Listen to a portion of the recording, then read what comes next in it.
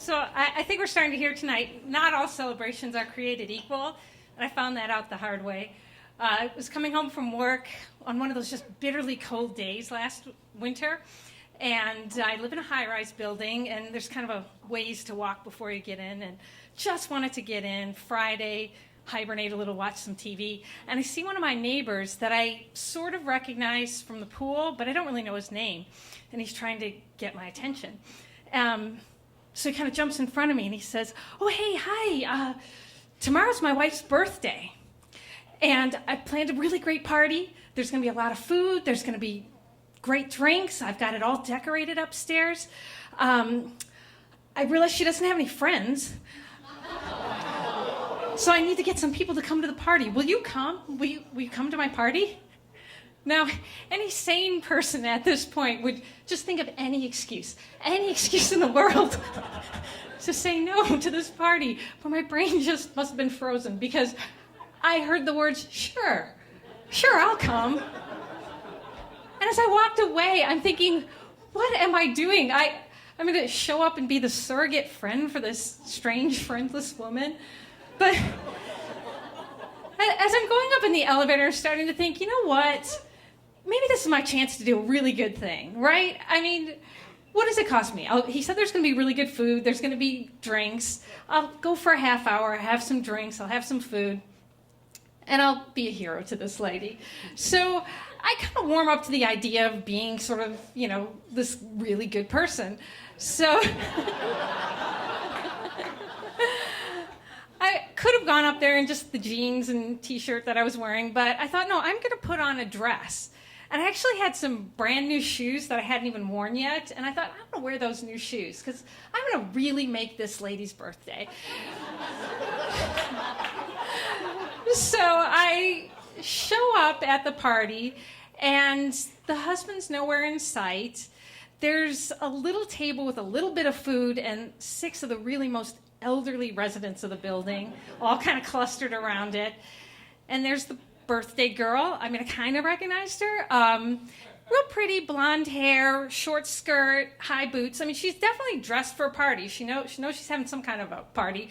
And I walked up to her, kind of expecting happiness and gratitude, and said, "Hi, hey, happy birthday." I realized I don't know her name. To you.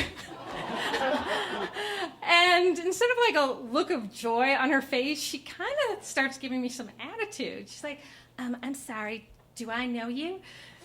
I said, "Well, I'm Pam, I'm your neighbor." Ta-da! Thank goodness there was a sign behind her that said happy 40th, so it's a big birthday for the friendless lady. And it had a lot of pictures of her horseback riding. So I think, okay, great, I can kind of get to know her. I said, "So is that your thing, horseback riding? It looks like a lot of pictures of that." She said, "No, my thing is dancing. Will you dance with me? Dance with me." And I'm thinking, does she mean now, or does she mean kind of go out at some other point to go dancing? So I hear myself saying yes. So thank goodness another, I think, elevator of people have come up, because we've got some people kind of trickling in. There's 2 girls that are kind of younger and a flight attendant that I know from my floor. She's retired and she's a pretty big lady, big personality. So as I'm being dragged over to the dance floor, they're being kind of brought over too. So they started having a conversation about like what song, and like no song was really like exactly what she wanted to dance to. So this kind of going on for a while, and they finally hit on the perfect song, Gangnam Style. So they said, like, Pam, do you know this song? Do you know the video? Well, yeah, sure. Do you know the moves? Do you know the Gangnam Style moves? Well, I've seen the video. Okay, come do the Gangnam Style dance with us.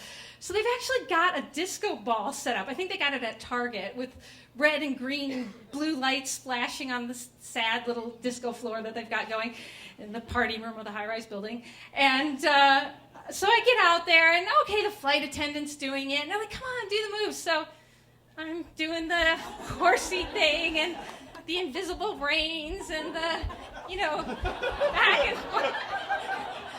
Really trying to make it a good birthday for this lady, right?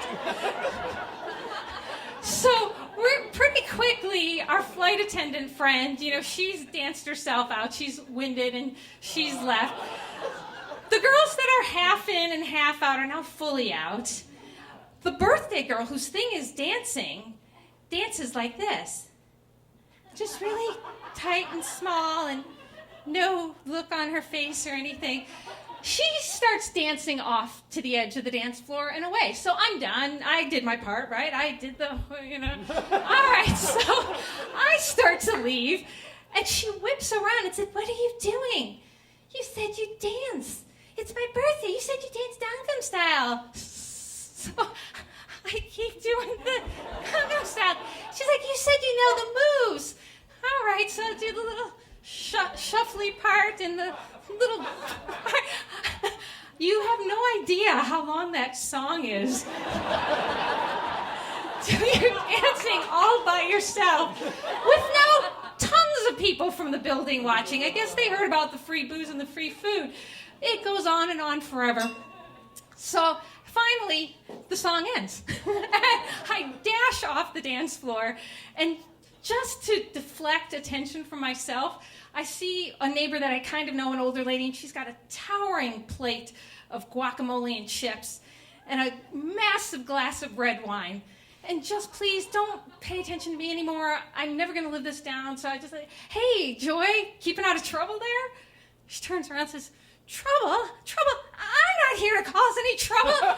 And dumps the guacamole on one foot and the red wine on the other foot on the brand new shoes.